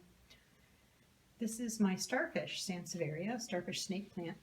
It was this one that I purchased it with, this big chonky one in the middle, and then these are its pups that have grown off. And I found this one funny, like, what are we doing here? Come on now. Just crazy. Oh, you see another one back over here, which I didn't even know was there. And I quite like it. I wouldn't have to repot it for another while, so I quite like that. And you might say, Dee, didn't you say you don't ever have 2 of the same plant? I don't. This is my crispy wave fern, and it's a bird's nest fern, so it has the growth in the center there. And this was my daughter's, and they both have such huge kind of splaying growth habits that I'm hesitant to put them in one pot because I just don't know how that would work. So maybe I'll put it in a trough style, you know, just so they can kind of both grow like this. But you do not, again, want to water these in the center, and you do not want to overwater them. They'll droop a little bit when they're thirsty, let them tell you. So this guy was in terracotta. Again, I repotted him because I don't understand terracotta or when to water them. And this guy's always been in ceramic. So he has a little bit of a better growth, a little healthier looking. She had hers right in the window where it was getting like southern exposure. So I think this one's going to take a little while to recover. And up above we have my little rabbit's track prayer plant, who I think, so everybody, you know, everybody's had pest issues. I'm not excluded from that. I take a little bit more of a relaxed approach. I don't like burn down my whole apartment when I have a problem. I usually will just, you know, treat with insecticidal soap and bring in beneficial insects. So you can see a little bit of thrips damage here, a little bit of thrips damage here, and you'll see that on some of my prayer plants because that's kind of where it started and that's where it stopped, was in the section where my prayer plants were. But as you can see, all this new growth that's at the top is kind of unmarked in the new leaves that are coming out. So that problem was quickly, I say it was probably 3 weeks eradicated. But I'm not going to trim these guys off because these are still providing, nutrients like through photosynthesis. And I'm not an Instagram plant person. No shade if you are, again. But my interest is kind of more how the plant's growing overall. My aloe plant, again, this was an adoption where, I purchased probably this one not purchased, it was given. And then all the babies kind of came off of it. Everybody needs an aloe. And this jerk face is in the same, you know, situation as what, you know, the watermelon peperomia is in. It has this, but there's no pests on it. It could be edema. You know, I don't water this, it's unhappy. I do water it, it's unhappy. So not that it's causing me stress, it's just, it's more of like, why can't I figure you out? Up here is my fishbone cactus growing long roots like this because either it's either it's wanting to root into something or it's looking for water. I only water this kind of similar to what the Hoyas are when it's a little wrinkly, and that's the only way that I kind of know to water it. So I'm not sure whether these roots are something that can be trimmed off or what, but it's all come from this, which was like a clipping that I purchased that was really old, because you can see it kind of went woody and crazy there, and all that new growth kind of come off of it. This is a watch chain succulent, and I used to be concerned with kind of how ratty it looked, but then Summer Rain Oaks did a video on this particular succulent and hers looked like it. And I was like, girl, if Summer Rain Oaks has a watch chain cactus that looks like this, then I must be doing something okay. These root super easily, like this part will break off, because I think that's what they do in nature. It goes kind of dry and brittle and kind of just falls off and roots somewhere. This flowered and it smelled like feet. Like my daughter and I were like, girl, spray your feet off. And then she was saying the same thing to me, and we couldn't figure it out until I found this was flowering, and the flowers are nasty that come off of this. So just a word of advice, if you smell like feet somewhere in your apartment, it's probably your watch chain cactus flowering. This is my orchid cactus. The flowers supposedly are going to be quite beautiful. This one hasn't flowered yet. I've had it for 3 years now. I purchased this from somebody the same day that restrictions were announced for the first time here in Nova Scotia. And when my son and I went to go pick this plant up, the lady was telling us just to go right home because apparently everybody had to be isolated to their homes during that first lockdown. So I call this my apocalypse plant because the world as we knew changed forever the day that I picked this plant up. This is my Philodendron Birkin. This has a growth habit, it's a non-climbing, I don't think, philodendron. It has a little yellow stalk in there, which I don't know what happened to it. It had a new growth and it kind of aborted it. And I thought that it was a bunch of smaller plants that were kind of all jammed up in here, so I thought maybe it was like suffocating itself. So I repotted it and I found out it was all one root structure, like one stem structure, so and loosened it up. But I'm not I don't think I caused that because I repotted it because of that was going on, but the other growth there seems to be okay. So I think it was like hurting itself, like it was too smashed up and it was suffocating it and it got like too moist. So hopefully that rectifies itself, because this is quite pretty, like beautiful. And then down here I have, so this is another Calathea that has a little bit of thrip damage on it, but again, it's a little bit better. So this is Calathea Orbifolia, or Fishbone Calathea. Quite beautiful new leaves on it. But again, you know, I'm not going to trim these off because they're still lending nutrition to the plant.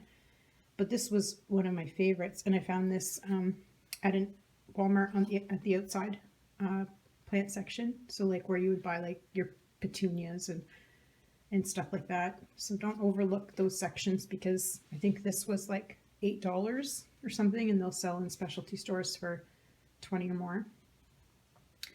My Rattlesnake Calathea is sleeping, so that's why her leaves are all turned up like this. They go like that at night.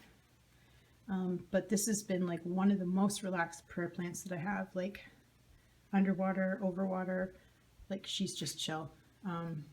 Constantly getting new growth. I highly recommend this to people who are wanting to start off in the prayer plant family, but they're a little bit nervous, because this has been totally relaxed for me. This is my Pearls and Shade Pothos. I have it climbing up this kind of side. Like I built this little wicker thing, and not wicker, I put jute twine on here because I wanted to have things climbing up it. So pearls and jade. And then I have a Manjula Pothos in here. And this is why I'm not so good with yellow variegation, because I think that the Manjula has yellow and green. And this is curled like this because I just put it climbing a couple days ago, so its leaves are used to kind of being down. They'll straighten out. But yellow variegation freaks me out. Makes me think that I overwatered it. You can see how the stem's like variegated like this. The leaves are fine. Like, there's nothing wrong with it. So I decided to stake it just to make its leaves kind of like go normal. But yellow variegation, that's why I can't get like yellow variegated plants, because they stress me out because I think that they're dying. These two, an Orbifolia and a green Maranta, lemon lime Maranta, did not do well with the thrip. They were having real problems, and then they started rotting, and so I put these two in Leca because I couldn't figure it out. And so they're just kind of like little experiments, but this guy's regrowing. He was a stump and this guy was a stump, so they have a little humidifier there, and I'm going to try to just regrow them in Leca because I just couldn't get it figured out, because they just didn't rebound like everyone else did. I have a Calathea Rufibarbra, I think is what I don't know if there's a common name for this, but same growth as what this guy's going to be, but he has very, very furry leaves, and so you have to bottom water them. And kind of sleeping a little bit right now. Purchased it for really, really not expensive, like from a big box store. There's a new leaf coming out, so I think it's going to be pretty relaxed, like what this one is here. But very furry leaves. And I really like the Orbifolia, which was this one. And normally I don't buy two again of the same plants, but I thought for sure that this guy was like done. Gonzo, forget it, throw him in the compost because it's over with. So I purchased this at the same time. I bought these together, and this is a Calathea Orbifolia, and doing well. And I said, if this guy recovers, I'll pot them together, you know, because that'll be okay. And it'll be one, but I don't normally buy one of the same. But again, this was just a stump, so I'm not super. I don't do growing in Leca or semi-hydro except for orchids, so I wasn't sure what this was going to turn out to be. So kind of happy accident. So that's that corner there. I used to have cooking books on this baking shelf, but I don't cook, so I said plants it is. And here with the iconic Lucille Ball, she's being shaded out right now, I have my my Snow Queen Pothos. She's a little green right now. Normally she'd be white, but it's because like she only gets ambient light over here. From what I've heard, Snow Queen is stable variegation, so it'll turn green, but it won't revert completely back. I'm hoping not, because like this is beautiful. But I cut that one, if you remember the one that was over with my mom's pothos, I cut that, and that's in a way brighter light situation. And I think I got this from IKEA as like a 4-inch pot. So that's that section. And I will put you on pause and put my quesadillas in the oven and then show you my kitchen plants. Took a little bit of a longer break just because I knew that if I started filming this, I would forget about my taquitos in the oven and burn the living hell out of them. So I took them out and they look delicious. So this is where we kind of left off over at my baking shelf that I don't use for a baking shelf. My kitchen is kind of like retro. Like that's why I have the vintage kind of baking shelf. I've had it for 100 years. And our bright red table, and because I rent, I did like the peel and stick kind of tile that can be removed with just, you know, some Goo Gone. So if anybody watches this and says, oh my god, I love your chairs, I do too.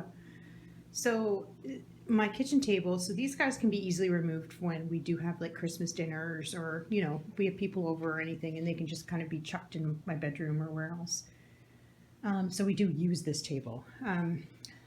So this is a blue star fern. Purchased this, again, really small, and blue. It droops a little bit. It doesn't need like as much humidity or anything else like that, and it has really interesting kind of, it has a bluish tone, same as the Cebu blue pothos that I showed you. It's not that really vibrant green, and it kind of just is a little crazy. We just got some in at work that are about the same size, and nobody's really grabbing them, and I'm like, y'all snoozing, because this is a really nice variety of fern that's really like chill. It doesn't require a lot of humidity, and I find that right now with the houseplant community, if you will, is that people are snoozing on like the ones that are they're really going to get enjoyment out of, because they want like the rare Anthurium or the rare Alocasia, and you know, no problem. I mean, everybody has their favorite kind of genuses and stuff, but you know, when we got these Alocasia, you know, green dragon in, they were sold out within hours, and yet these blue star ferns have been sitting there for a while, and they're going to give a lot more enjoyment possibly. Anyways, blue star fern, really like a, what would I call this? Like a suede kind of feeling. And as the leaves get more mature, like, let me see if I can find a juvenile leaf. Maybe this one would be juvenile. As they get more mature, they get like a longer, kind of like a star shape on them. My little Anthurium. This is the one that has like the red leaves that come, or the red flowers that come off of it. So this was my first Anthurium, and I'm not going to say we had a journey together, but I mean, we had a journey together. So you can see it's pretty big. I mean, the leaves are big on it, but I know it could do better. But I think it's just because, you know, it was my first Anthurium, and I didn't really know kind of what they liked or how much light they like. And it's not in a prime spot right now. Like, it's pretty far away from the window. So in the summer, I'm going to move it into a little bit more of a higher light situation, because I bought one from where I work right now that's the same variety, just because it was responding so beautifully. And I've treated that, how I'm going to treat this one, I've left it at work, because it's my work friend. It's who I talk to when I'm working by myself for 9 hours a day. And it's the same variety, and the leaves are like double the size of this one, just because it gets a little bit more light. And it's never flowered. It was flowering when I purchased it, and I just don't give it enough light to flower again. It's okay. I mean, it's healthy, and you ignore these little kind of like little marks on it, because again, it had pests, which I don't anymore. My little air plant bundle. So, you know, purchased these just because, you know, because this one was flowering, and I think that means it's going to have a baby soon. I didn't have that. These were all like rescues, you know, like I bought them because they were pretty much mostly dead. This guy has grown quite a bit. You can see his old leaves and the dried and all the new growth that's coming. So he's pretty big. What else do I have? I have a little piece of Spanish moss that I found adventuring. And I have a huge thing of Spanish moss that I'll show you. I'm going to do my bedroom tour in another video, because my bedroom probably has as many plants as I have in this whole apartment. So it'll be another like 2 hours. This one is, I think it's called like a Medusa Bulba or something, bulbous. This one, I think is the same variety. I don't know what's going on with this guy. Like, he gets the same care, but he just, this is new growth kind of in here, so I'm assuming he's okay. And this is the same. These were purchased from Home Depot in like the little plastic containers, and all the rest of them were dead. So I said, oh, I gotta rescue them. What else? And then I have a Xerographica, which, you know, was an air plant that I really wanted, because I've seen them get big. And this guy's grown quite a bit. You know, I only spray these guys. I don't submerge them. And I know air plant people are going to say, well, you can submerge them, it's fine, but I'm too scared to, because I've heard these guys really rot. I didn't know what the hell this was when I first bought it, but apparently that's where the roots come from, for it to grab a hold of something. And when they say it's really curly like this, it's thirsty. But but I spray them once a week, and if they need more than that, then they're just going to have to move somewhere else. This here, don't freak out and say it's bugs. It's probably just dirt or discoloration or something. Soil. So I keep them all kind of in here because that way, because they're so little that I find people's problem with air plants is that if they have them, if they're not specialized in them, if they don't have them kind of like they're so small that you can kind of forget about them, and then they just forget about them and they don't water them. This I'm just interested to see if I can grow it into like a full Spanish moss like what I have before. So we're just going to stick them in there, and I'll arrange those guys after, because this will be 3 hours if I talk about air plants that long. And this is a Moonshine Sansevieria. So given a little bit more light, it will turn like a mint color. This right now is lighter green than most of my other snake plants, but again, it's sitting kind of far back from the window because everything's rearranged right now. And it has a little bit more of a cream, not a cream, a mint kind of look, which I really like. And so those guys are sitting there because I know that they can kind of just relax without a whole crap ton of light. But again, they'll be moved probably over to that other section where I showed you where those perennials are sitting right now. So we'll go into like my little retro kitchen. And I have my giant Prince of Orange, which is not a Prince of Orange, it's a Prince of Red. And he's not even getting that much light, so I don't know, you know, why these leaves are so pigmented. But I'm not going to complain. I mean, it's in a, I think it's in an 8-inch pot right now. It'll need to be repotted in the summer. But I love him. Love him. And again, this was a purchase from my son. I know what you're thinking. Oh my God, your son is really like your enabler. And he's not. They like me to be happy. And for a while, you know, collecting plants was what made me happy. And now, you know, I'm taking care of the plants that I have. Because I literally would have to get rid of furniture or appliances to fit any more in here. And my children have been very good with my collecting plants. My daughter doesn't have any plants in her room, and I try to keep the plants in like livable spaces. You know, like, you know, if she has friends over or something, they're pretty much cleared off of, you know, where they would sit or watch, you know, the big screen projector or something. And then here I have African spear snake plant. So this is quite, it's not the same variety as what the fernwood is. That's what I thought when I got it, is that little one that kind of had the little spears coming out, completely different variety.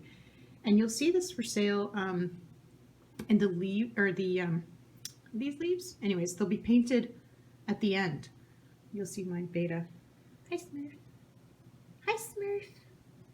My little blue beta.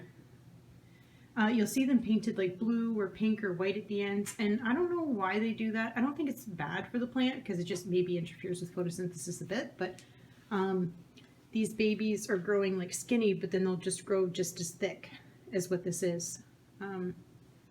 So yeah, that was a random find. It was purchased at the same time as this. My son said, "Oh, I'll take you plant shopping for Mother's Day." And I'm like, "Really?" And he said, "Yeah." And I giggled because I knew that he did not know what he was in for. So he ended up spending quite a bit of money that day. A crocodile fern. This was a purchase from a grocery store. So it sits here because it kind of gets the ambient light from the light with the Coleus. After each section, I've just went and turned the grow lights back on so we don't get blinded. And then my IKEA bamboo, which is, well, probably about 2 to 3 feet now. I mean, as you know, you purchase them when they're just little coils like, you know, like this. There was 3 because I think that, you know, I saw a good feng shui would be like 3, and one died because I didn't realize they were sensitive to tap water is what they are. And so when I was watering it with tap water, it turned yellow and just kind of died immediately. I'll buy a 3rd one again. I go to IKEA often enough, but you can see like this is the little yellow tips, or even from leaving tap water sitting out for 24 hours like I usually do. That's how sensitive it is. So I don't know how people have it living in water and have it for years and years. Their tap water must be better quality than what ours is here. So I just have 2 right now, and I don't know what that is for feng shui. Probably not so good, but and I potted it in soil. So like I love this pot. Like how cool is that? How cool is that? Just Antiques Roadshow, y'all. If you're watching this, let me know if that's worth anything, because I'll trade it to you. I'll give it to you. I'll sell. I'm not like those other people that don't. I'll sell. Anyways, so it's potted in soil in there, and I like the look of this. You know, it doesn't need a lot of light, so again, it kind of gets ambient light, same way that the Prince of Orange is getting here, and it's growing like gangbusters, man. It's just liking where it is, so we'll leave it there and plant a 3rd one in it at some point. Don't look at my dishes. Oh, above here I have some pothos propagations, but not to like give away or do anything with. I like the look of, you know, just these little kind of jars, like an apothecary kind of hanging here. It's just like a, so you can see, like, I wanted to kind of experiment like how bright that light was, because it's just a fluorescent light. And I'm like, well, it doesn't have the same like wavelengths and stuff like a normal grow light would be, so could it grow plants? Like, it was registering quite high, like foot candles, but I wasn't sure. But I mean, the pothos are yellowing, which is usually indicative of too much light, so there we go. You know, the pothos, you know, they're not special or anything, so I know that they can withstand a little bit more light, so I figured, like, if these leaves die, you know, like these ones are new ones, right? So and then I have a little cutting of the Scindapsus in there, so I wouldn't mind if those all trailed out and kind of went nuts. I kind of like it above the sink there. And I have my Stromanthe Trio Star. As you can see, you know, this was in the same section as what those prayer plants were. So when they got pests, this got pests too, but again, new growth is coming out fine. You know, here there's some new growth on the back. So I'll trim these off when it's time, but I'm not going to trim them off right now just because I'm not liking the look of the thrip damage that was on it. And have my Alocasia Purple Sword. So fun fact about Alocasia, I find, is when you buy them, they can be fine, and then all of a sudden they're dead, like when you bring them home. And I think it's just them acclimatizing to your home, so it's important not to like freak out. You know, they're fine, they'll regrow, like this one is. So, and my cute little kind of Harry Potter looking mug that my daughter-in-law got me for Christmas, not mug, pot. And this is called a mouse ear poinsettia. So it's kind of more rounded instead of the bracts that kind of come off a traditional poinsettia. Little 2-inch cute little pot, and I've never grown a poinsettia past Christmas, so I'm just interested to see what happens with this. Nicole, who is my produce manager at the store I work at, is going to like lose her mind at me because I'll be like, Nicole, I haven't watered this in a week. They say the secret for them is to up-pot them immediately, like as soon as you get it. So I did do that, but I just like the look of the red with the vintage SpaghettiO can.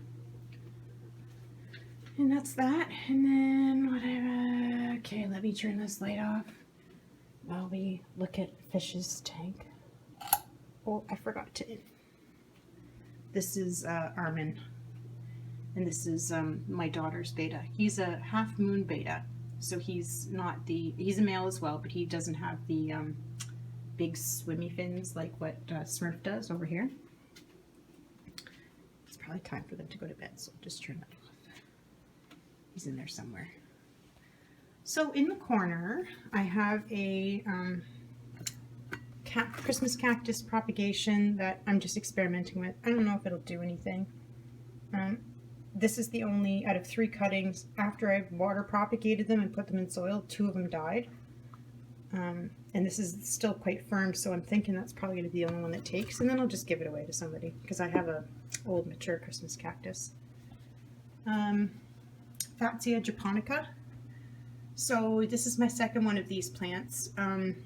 I think was not giving my other one enough light, and I had overpotted it, like way overpotted it. Just didn't understand. I don't think we're gonna. Can we see these? I don't think it's gonna be too bright. Anyways, it was outside in the summer. So you can see like little caterpillars or something ate this, but this is what the new leaves look like. They're tiny, tiny, and then they grow into like giant ones like this. And I saw a variegated Fatsia japonica, and I was obsessed. It had like white and stuff on it, but again, my rule, I don't get two of the same. My little silver Tradescantia, flowering, little insignificant flowers, but I got this at Giant Tiger for 50 cents or something, and I didn't have one like this, so I said, oh, that'd be fun. This is my manager's pothos propagations, and she doesn't have this climbing or anything, and look at the size of these leaves, and the stem in it was like thick. It's thick. So I'm going to, I don't have any plants at all in my bathroom because there's no natural windows in my bathroom, so I'm going to put this in my bathroom once it roots. I haven't even checked on it. I should check on it soon. Again, this is from her. We traded cuttings, so she gave me some Swedish ivy cuttings, and I put it in because I have ivy, a whole bunch of ivy in my room, but I water propagated these, and when you water propagate something, you want to make sure it stays well watered for the first little bit. I knew if I put it in my bedroom with my other ivy, I would not water it as often as what it needed because they are kind of on like a little bit of a schedule. So I said I'll pot them up in this because they're still small pots and I'm going to need to repot them in the growing season. It's my little chef, he's got a little baguette full of ivy, so it's hilarious. Some avocado seeds that I'm trying to root because I'm a millennial at heart, Gen X or Gen Z or whatever they are. Some string of hooks that I have propagating because the mother plant kind of went really leggy, and I don't think there's anything wrong. I think they just kind of have a messy grow habit once they get, I think they're kind of like Tradescantia, where like trailing Tradescantia, where you need to keep cutting them and putting it at the top to make it look nice, and that's not my vibe. Like I don't like plants that I have to like maintain like that. So I just cut it off and reroot it because I'm going to try to just make a little bit more of a bushier plant. And my Madagascar dragon tree, part of the Dracaena family, I moved him here because I wanted something more here. He won't obviously live here forever because he's a tree and he'll grow too tall. But they don't need a lot of light, and he's been growing fine. And then 3 more plants, guys, and then we're done. What are you going to do without me for however long? I know what I'm going to do. I'm going to do that right there. And these up top are, usually this light is on, and that's quite powerful. When I experimented with those fluorescent lights, I realized I could grow plants just under fluorescent lights. So this is an agave that has the cream variegation on it, and this is a Pilea depressa, and it'll trail, but then I'll have to move it because my daughter doesn't want to hit her head on stuff when she comes in the kitchen. And this is a little mystery succulent, so this kind of grows off of a bulb, and it was named succulent, so I don't know exactly what it is. I think I looked it up and it was something like grass onion or something else like that. But the leaves are really thick and like pointy at the end, and this would look great like if I put it like in a little stand or something, like almost like a ponytail palm, but right now I have to wait until everything goes outside. So he's grown like a ton since I put him up here. Like all these in the middle have been new, so he likes it right here, and I might keep him there, you know, you never know. I'm going to put him in a nicer like pot though, I think. I just want to see how he grew there. So, and he is, so that's kind of like that. So if you look at my kitchen, looking behind me so I don't trip and fall and have an accident here on camera. So that's kind of there, and when the light's on, it shines down on them. And as a little parting kind of commentary, when I had you on break, I was watering my bougainvillea and stuff, and one of the flowers fell off. So I was going to just show you, if I can, with one hand. The flowers are actually inside of these modified, again, leaf bracts. So the